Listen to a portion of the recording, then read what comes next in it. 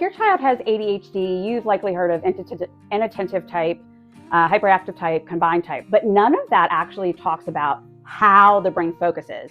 When you hear ADHD, that's talking about how the body is regulating attention, not about how the brain is focusing. I'm Katie. I'm an education support specialist, as well as former special education teacher and certified ADHD coach. And let's jump into learning how the brain focuses and how that affects IEP goals. How the brain focuses, super important. So let's talk about monotropic and polytropic in very simple terms. Monotropic, think laser, deep focus. But transitions or switching tasks can be super hard for these people. That's me. I'm a monotropic brain for sure. Polytropic brains, they're good at juggling multiple tasks and following multiple step directions, and they transition more easily between things. But the thing is that regardless of ADHD type, inattentive, hyperactive combined, all of those can be either monotropic or polytropic. And this is going to matter when we're writing IEP goals. So this is going to mean that kids with the exact same ADHD type can behave completely differently in class. So let's break this down by focus style and ADHD type. So monotropic inattentive is going to look super laser, deeply focused, and extremely difficult to transition. Monotropic hyperactive type is going to still be deeply focused, but can't sit still, and still is going to struggle to transition.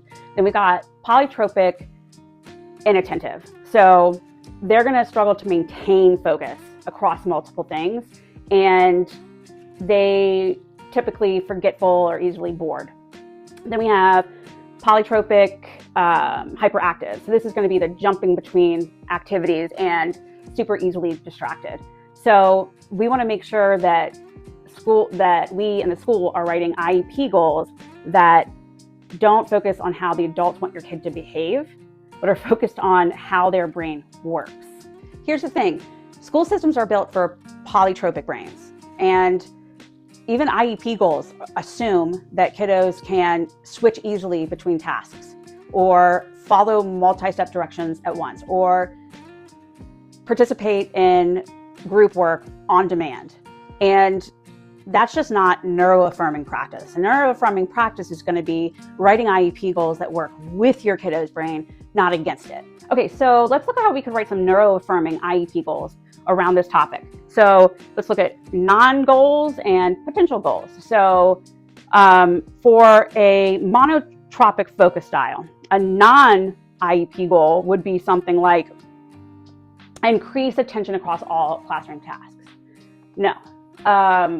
A potential goal would be, given an assigned task, the student will complete at least 80% of the task in a single focused session. And you could also add in something and then transition using learned strategies, something like that.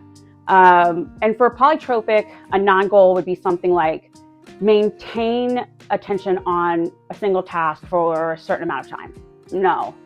A neuroaffirming goal for a polytropic style would be when given a multi-step assignment, the student will manage 2 to 3 simultaneous tasks with structured guidance and check-ins. That would be a more appropriate goal. So we're working with the brain focus style, not against it. Okay, how can we advocate for neuroaffirming practices and IEP goals in the meeting? So number one, parents, you are not a guest in an IEP meeting. You are an incredibly valuable member with the most valuable information about your child, period. Full stop. And some ways that around this that you could advocate for neuroaffirming goals could be introducing the team to mono and polytropic brain focus styles and how to incorporate that into the IEP. Your child doesn't need to fit the system. The system needs to work for your kiddo, right? And I'd love it if you'd comment below if you've seen any of these attention types or if you'd like some tips and tricks on how to approach all of this. Thanks, guys.